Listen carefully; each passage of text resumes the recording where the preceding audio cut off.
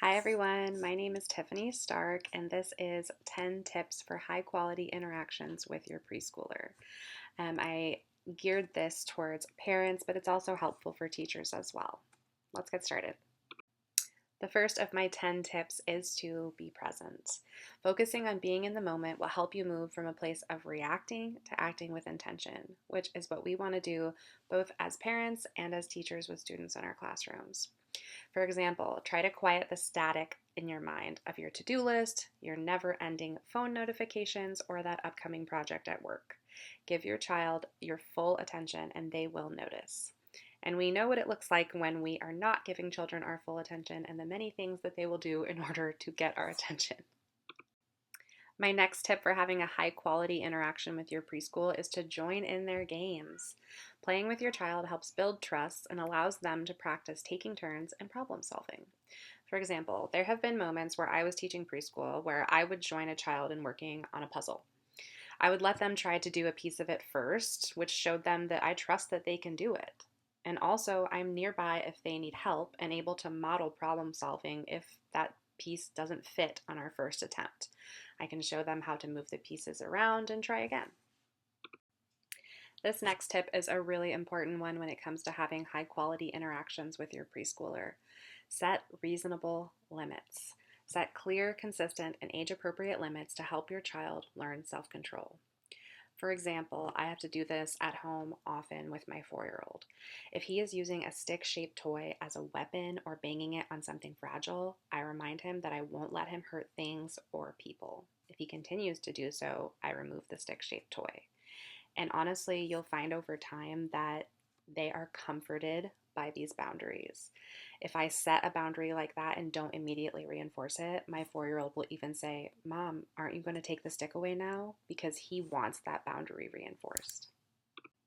This next tip is an important one and something we want to do in all of our interactions with children. It's connect with them. Be an active listener and show genuine interest in their play and their chosen topics of discussion.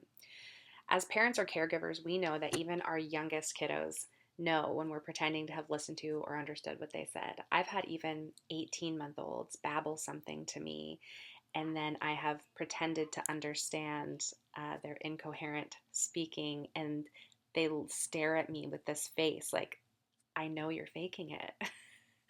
Listen to kids discuss their ideas, their favorite things, whatever it is with you. Converse back and forth with them in an appropriate way and ask clarifying questions to let them know that you are listening and you do care about what they're talking about. My next tip is to extend their learning. Model curiosity, ask questions, and help them connect their play to real world concepts. There are a ton of ways you can do this, especially with preschoolers, but the example I gave here is when playing post office, maybe at home or in your dramatic play center in your classroom. In addition to having real letter writing materials for children, allow them to walk out to the mailbox with a letter that they wrote and put in a real envelope with a real stamp. And you guys can talk about the journey that the letter is going to take to get from them to its recipient.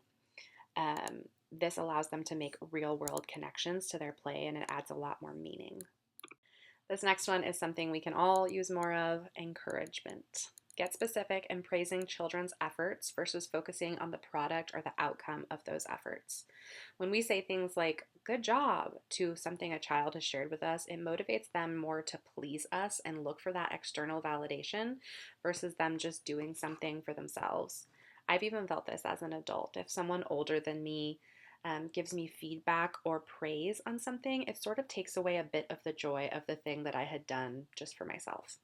So if you are looking to encourage a child who shares a drawing or something like that with you, consider saying, "Wow, I can see how much time and thought you put into this." Or, "Did you enjoy using the crayons to make that drawing?"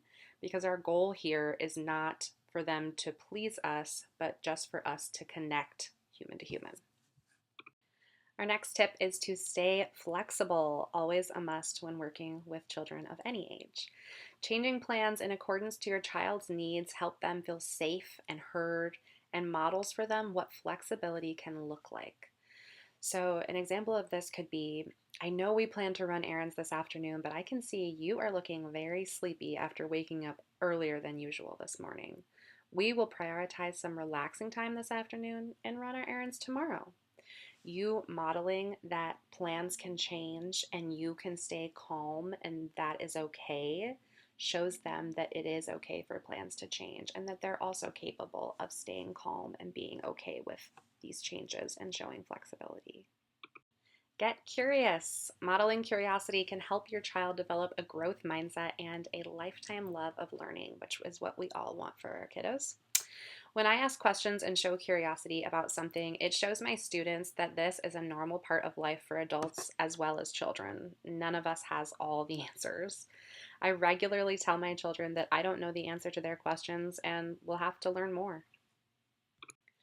My next tip is to model respect. When your child observes you treating them or others with respect, they are more likely to emulate your behavior than if you had just told them, saying please is important. For example, when I choose to treat my students with respect and kindness, even when I'm feeling frustrated by the interaction or behavior, I am setting an example for them that they too can be both frustrated, tired, whatever it may be, and still respectful towards others. And last but not least, keep your cool. Young children need the help of an adult to regulate their emotions. Your calm is contagious. When my son is screaming and throwing things, this happens regularly, he's 4 years old, I do not respond to the situation by raising my voice and attempting to be louder than him in order to be heard. It only intensifies the situation and prolongs this hard moment. Instead, I keep my voice and my body calm and quiet, and I offer him options like taking a deep breath, taking a break to help him regulate his emotions.